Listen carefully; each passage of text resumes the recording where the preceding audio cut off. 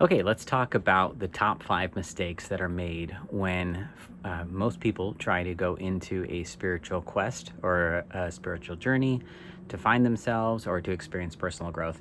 Pretty much these are fairly consistent mistakes. I know because I've made them all, and I've watched many people make the same mistakes. So, the first mistake that is made is in thinking that you have to throw money at it.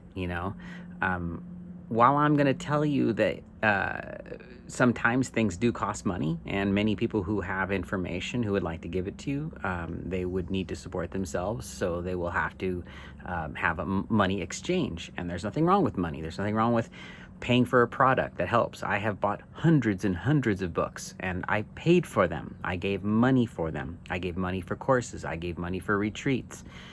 But what I'm trying to tell you here is the most important thing is you don't have to throw money at this thing to get it done. You don't have to spend thousands and thousands of dollars for you to have personal growth or for you to connect with yourself.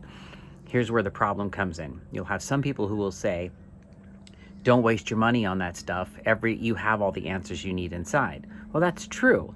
But like everything else, if you're in a dark room and you're looking for your keys, sometimes you need to put a little bit of light on in order to be able to find those keys, even though they're in the room and you know they're there. You just can't find them. So what I'm trying to say is be mindful of where you invest your resources, your time especially. That's your number one biggest resource. Money is your second usually, because you can always get more money. You can never get more time.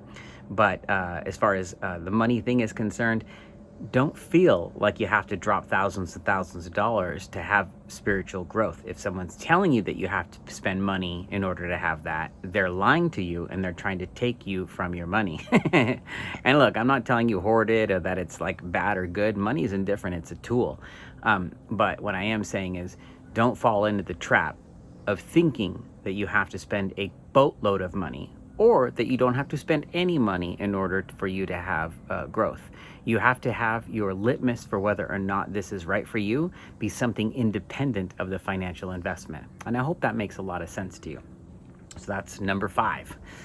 Number 4, throwing away your life for another life. Now, this happens a lot, and I have coached many, many people off of the fence, off of the cliff, really, of diving headfirst into the abyss when they're ready to flush their relationship, their wife, their job, everything that they knew, their skills, all the skills they built for their entire life. They're like, oh, I want to go down this path.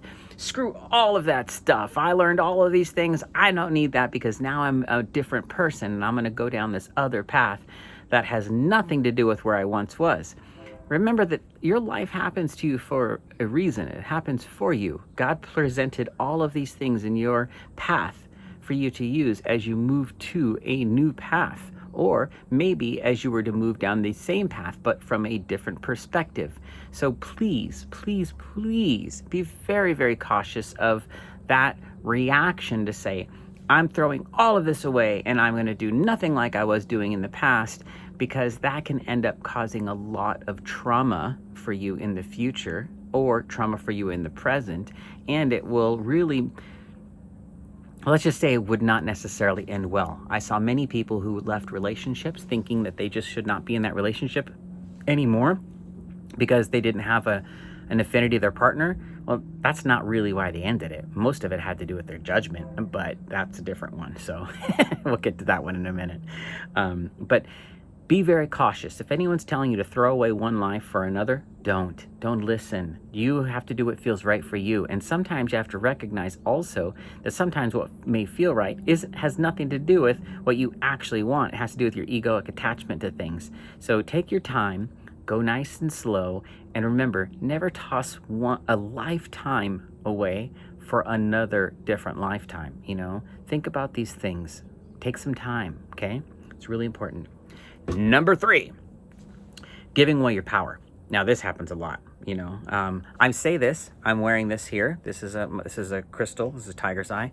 I love crystals. I love the consciousness of all living things. I love the consciousness of crystals. It's another deeper story we'll talk about another time. But guess what? They're with me. They hang out with me. I don't need them. I don't give them my power. My power, if you want to use that term, comes from God. It comes from the Creator.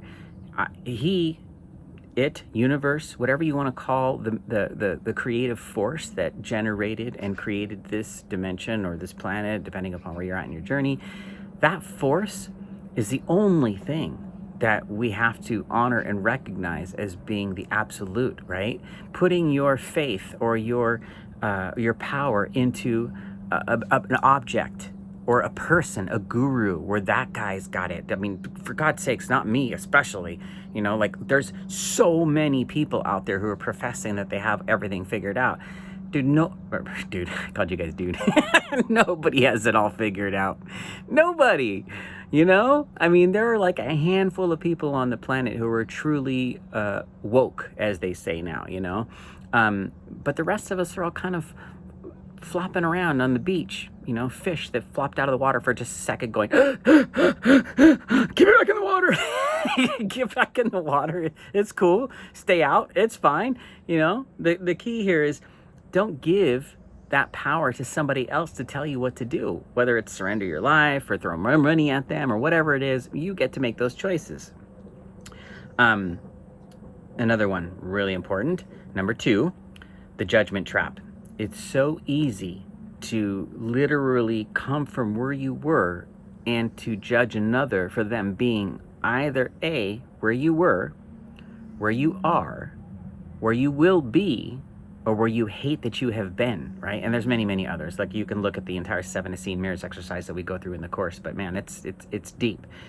The judgment trap is one of the most dangerous because it is more separation. The truth is we are all one, literally all one. And as such, when we look at another, having that viewpoint of that guy or that girl or horrible person or whatever it is, that's the one thing that keeps you separate from everyone else. This is why I can't support any sort of endeavor that creates more separation by identification of difference. Look, we're all different. That's great. But I identify with you as another child of God. You're my sisters and my brothers, right? It doesn't matter what color your skin, what your intelligence level is, what your spiritual beliefs are. I don't care. All I care about is that I love you and that I want you to be happy. And I want you to love everyone else and I want you to be happy. Because guess what? When you love everybody, you're happier. It's crazy. The judgment will keep you from being happy because there's always a projection of blame or guilt or shame that comes along with that. And it's all wrapped in one. We always think, oh no, I have no fear or I have no guilt or I have no shame. You're lying to yourself. You're seriously lying to yourself. We all have all of those things. The key is to be honest with ourselves, figure out where they exist so we can look at the other and go, I am so sorry that I thought that of you or that I had that feeling, you know? It's really important for you to understand that this is all just a reflection for you, a place for you to grow, okay? And the judgment trap, man, that's just going to keep you stuck. I mean, like, totally stuck. Trust. It's the truth. And the number one spiritual mistake people make is trading one ego for another, right? And even sometimes they traded one ego that really wasn't solid for another ego that is bulletproof, right? So you may have had, you know, you may be one of this, or you've seen these people. You may be, or you may have seen these people who are like just trumming through life and everything's all okay. And yeah, it's cool. Going to work, everything's cool. Then all of a sudden they get on their spiritual journey. And then, boy, lo and behold, they are absolutely unbearable after that because they fancy themselves so superior to everyone else now, right? You've seen the types, right? I mean, and honestly, I've been the type. How do I know? Because I've done it. I'm telling you the truth here, you guys. This is the way that it actually works. Sometimes we have to recognize each of our different ego wrappers and say, you know, I transcended that part of self. I am now seeing the other. Oh gosh, I just judged that other. I don't want to do that anymore. I just want to love them. So therefore, I forgive them. I forgive myself for having been there. And I love them all. And that's the only, to me, that's the only ego wrapper that makes sense, is the one that says, I am love. That's it. I'm love. I am acceptance. I am those things, period, right? It doesn't matter. And really acceptance is just love in one form, you know? So I hope that those have served you well. I appreciate you being here with us on this journey, and I am grateful for your time. And of course, yeah, I love you. Bye, guys.